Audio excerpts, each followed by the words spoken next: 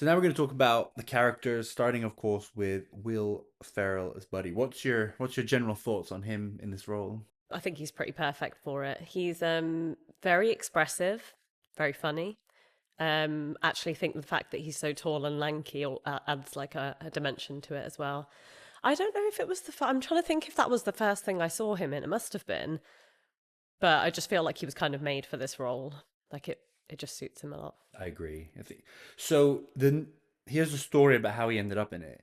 The script, as I mentioned, was initially finished in 1993, so 10 years before, and it was initially optioned by a company called the Motion Picture Corporation of America, which you think, well, that probably doesn't exist anymore. It actually still does, but they specialized in low budget films.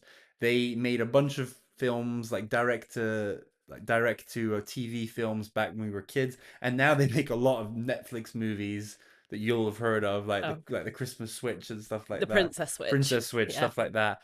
A couple and the Irish Wish they made as well. Oh. So I mean, to be fair, those don't have the smallest budgets, but they very much make low budget, lower caliber movie. And so they optioned the script, which means that they basically paid the writer a certain amount to say that we have the option to make this movie for a year. And if they then make it, then they'll pay him more money. That's how scripts Right. work. So they wanted Chris Farley to play him. So he was another SNL alum. Unfortunately, he died in 1997. So that just shows that this was many years before the movie was actually made. But basically, he's this big, he's a very funny guy, but it's very different, much more of a Jack Black type than a Will Uh, Ferrell type. But basically, the writer was having none of it, and he basically let the option run out. He just managed to delay it enough that then the year ran out and then they all moved on, because mm, making a movie is very hard. So if the writer's not on board, then you're like, never mind. And then it was years of this writer then with the script trying to find someone who would make it, because once you have a script, you need to find producers. Once you find producers, they need to find stars, they need to find directors. It's a very arduous um, journey. And mm, this was actually a really interesting case of someone having to go through all the steps. But basically, he found a couple of producers who got on board. They were all very inexperienced, but one of them happened to play basketball with one of not even Will Ferrell's agent, but basically Will Ferrell was big enough at the time. They didn't just have an agent, but he had a team of agents, and this person was like a junior agent. So this producer who knew the author played basketball with someone who was on Will Ferrell's representation team.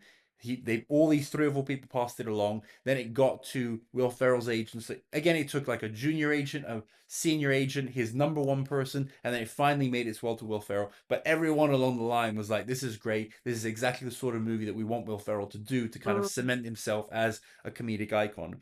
And so they got him on board and sorted. But then they needed a director and stuff, and I'll talk about that more in the production. But at this point, so they filmed this in end of 2002, beginning 2003, and it came out end of 2003. He'd finished SNL in 2002, so he's right off there. He's very famous for SNL, yeah. but he hasn't been in any big movies.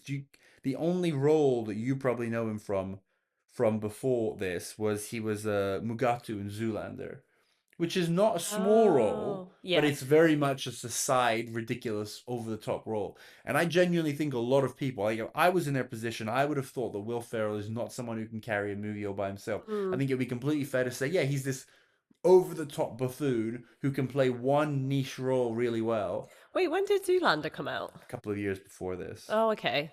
Yeah, I was surprised by that timeline as well. So I think I would have. That probably was the first thing Right. I saw him in. Yeah, You that think would you make saw sense. Zoolander as it came out? Yeah, I did. He also had I don't even know what the role is, but he had small roles in Austin Powers 1 and 2, Will Ferrell. So Mm, he'd been in movies, everyone knew him, but it was just this idea of him being the center of a movie that was quite controversial. But then he basically got Elf was being made around the same time Old School was being made. Old School was filmed a little bit before, and it came out a few months before. But this kind of changed everything, because they went from not believing that Will Ferrell could carry a movie to being like, "Whoa, have you seen Old School?"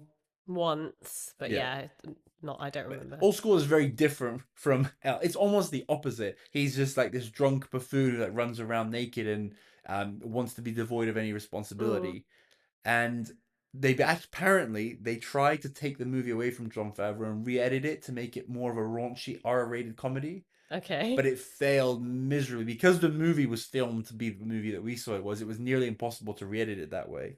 But anyway, all that's to say that Will Ferrell's involvement was like very much had its ups and downs Mm, from we don't want you to be in it to we now want you to be in it. We want to change it into a different kind of movie after we filmed it. But this Elf and Old School 2003 was what put him on the map. At this point, he's like an A-list comedy star. yeah. But his career is weird because it's not as though then it was just hit, hit, hit, hit, hit.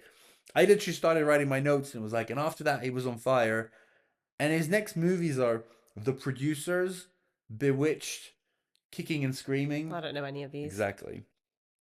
They weren't like absolute bombs, but nothing that's memorable either Mm, critically or commercially. The next big movie that he had was Talladega Nights. Have you seen yeah. that? Yeah, again once I think, So but I saw that once years ago, and I don't think at the time I was like, I think Will Ferrell is someone you have to get Will Ferrell. You have to yeah. understand his humor. Like Step Brothers, which is Yeah. one of the greatest comedies of all time, but you need to almost be familiar with Will Ferrell and his humor to find that as amazing as it is. Mm, And I rewatched Talladega Nights a few years ago. I was like, this is absolute gold. But yeah, so he had Talladega Nights. He had Blades of Glory, Step Brothers, the other guys, Anchorman, yeah. obviously in that, and Anchorman 2. But then Anchorman 2 is in the early 2010s. And then honestly, apart from, I really like the Eurovision movie. Oh yeah. What did you think of that one? Not so much. But also, I'd only watched it once, and with some of the other ones of his that I've seen just once, I think there's a what you just said there about you need to kind of like buy into him and his style of comedy and kind of like it as well. I think I kind of feel like that about a lot of his films that are actually massive hits, like Anchorman. Even the first time I watched it, I think I was like, like yeah, it's fine. But then like the more times I've watched it, the same with Step Brothers, although I think I liked that more the first time I watched it. It just grows every Yeah. time, and almost like in anticipation of like your favorite lines or your favorite scenes, you're already sort of laughing. Where I don't think, because I've not rewatched like Talladega Nights or Old School or But Eurovision, maybe they they would have all fall into that like category. they might have grown on me as well. I just didn't carry on trying to rewatch them basically. But yeah, I feel he's had a great career, Mm. but there has been a lot of misses in them, which is quite surprising. Yeah, even if he's had a lot of misses, though, I feel like some of his biggest movies are like what some people would consider to be like the best Oh, comedies. So, like, you 100%. can afford to have a bunch of misses in the in the interim years if you're coming out with some of those And films. most people in any genre, whether you're a dramatic actor, comedic action, very few people have forget a career, but even a period. Tom Hanks has a crazy period of like 10 years where he didn't have a single miss. But apart from crazy people like him, Yeah. everyone has hits and misses. I think you alluded to the fact this felt like this couldn't have been anyone else in this role. Do you agree or Well, yeah, I guess just because I'm thinking of who was around at that time, and I feel like maybe it's just that thing where you've seen him in that character, and I've just never really thought of anybody else in that role. So I think he has a very unique talent, which lends itself perfectly to this role. It's that he commits 100% to a character in a comedic way. You know, you can argue that Daniel Day Lewis does that in a dramatic role, but I think he's a Daniel Day Lewis of comedy. But and it doesn't, and almost the more ridiculous it gets, and so I had this thesis, and then I googled it, and people like Anna McKay who have worked with him or John Favreau, they say this about him that the more ridiculous the character and the situation gets, the more serious he gets about it. Right. And it's the fact that he doesn't wink. There's never a like, oh, I'm an elf wink. And I'm not saying, and the thing is, the wink isn't a bad thing. Like some of the greatest, so I looked this up, some of the greatest comedic people who kind of do this quote unquote wink, people like Jim Carrey. Like Jim Carrey is very funny, but you never, when he's being Ace Ventura or whatever, he's in on the joke. He's like, this is crazy, and I'm gonna do this as crazy as possible, but it's tongue in cheek. There's nothing tongue in cheek about what Will Ferrell does. Other comedians, people like Bill Murray, Bill Murray is always like, this is kind of ridiculous, but I'm gonna Yeah. go along. Vince Vaughn, John Favreau's best bud, he's like, who's in Old School with him. He's hilarious, but he's always so hilarious, but like so ridiculous. And Mm, him in like swingers and stuff, it's obvious that he's in on the joke. And then the ultimate person that came up in my research is Ryan Reynolds.